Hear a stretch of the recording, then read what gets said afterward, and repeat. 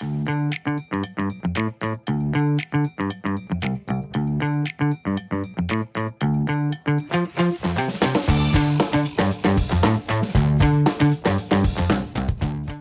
you ever started a project thinking everyone was on the same page, only to realize halfway through that people had completely different expectations about what the project should deliver? One of the biggest reasons projects stall or fail is because of unclear or incomplete requirements. In this video, we're talking about how to gather requirements effectively in a higher education environment so your projects start on the right foot. Welcome back to the channel. And if you're new here, I'm Dr. Katie Linder, a certified project manager, change manager, and coach who works full-time leading and supporting teams in higher education. On this channel, I offer real-world examples of how project management translates into the higher ed environment. If you're looking for ways to use project management tools and skills, both professionally and personally, to bring more ease to your work and life, you're in the right place. Let's start with a definition of requirements gathering, in case you aren't familiar with this term. Requirements gathering is the process of identifying, documenting, and clarifying what a project needs to accomplish. These requirements outline the expectations for the final product, service, or outcome. In higher education, requirements gathering often involves working with multiple stakeholders, such as faculty, staff, administrators, students, IT teams, and external vendors. Because these groups often have different goals and priorities, requirements gathering becomes especially important for aligning expectations early in the project. For example, imagine you're implementing a new advising software system. Faculty advisors might want flexibility in notes and communication. Students might want mobile-friendly access, and administrators might want reporting dashboards. Requirements gathering helps surface all of these needs before the project begins. Requirements gathering is one of the most important early steps in project management because it helps prevent several common project challenges. Some of the key benefits include reducing scope creep.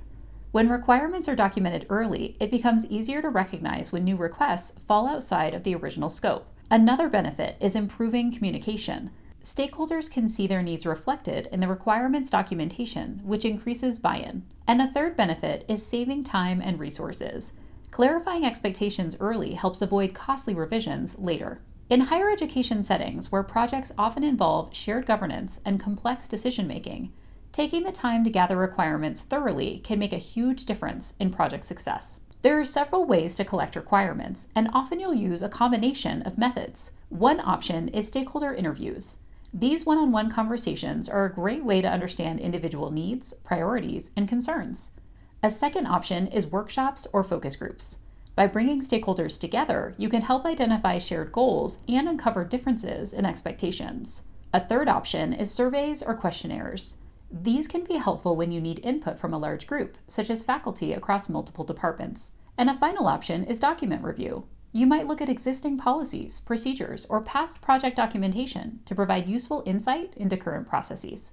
Let's consider another example. If you're redesigning a faculty onboarding process, you might review current onboarding materials, interview department chairs, and survey recently hired faculty. Sometimes the hardest part of requirements gathering is knowing what to ask. Here are a few useful types of questions. Outcomes-focused questions can include, what problem are we trying to solve? Or what does success look like at the end of this project? Process questions can include, what is the current workflow? Or what parts of the process are working well or not working well? User experience questions can include who will use the system or process, or what do they need it to help them do? Constraint questions can include, are there budget, timeline, or policy constraints we should consider? These kinds of questions move the conversation beyond vague ideas and toward concrete requirements. A final step of the gathering requirements process is documenting the requirements. Some common formats include requirements lists, user stories, process maps, project charters, or scope documents. The key goal is clarity. Each requirement should ideally be specific, measurable, understandable by stakeholders, and aligned with project goals.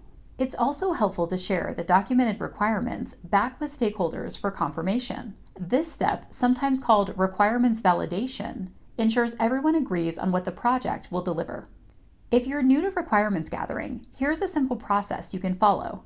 Identify your key stakeholders, conduct interviews or surveys, document the requirements you hear, look for patterns and priorities, share the draft requirements with stakeholders, and finalize the agreed upon requirements. This process helps move your project from ideas and assumptions to clear expectations and shared understanding.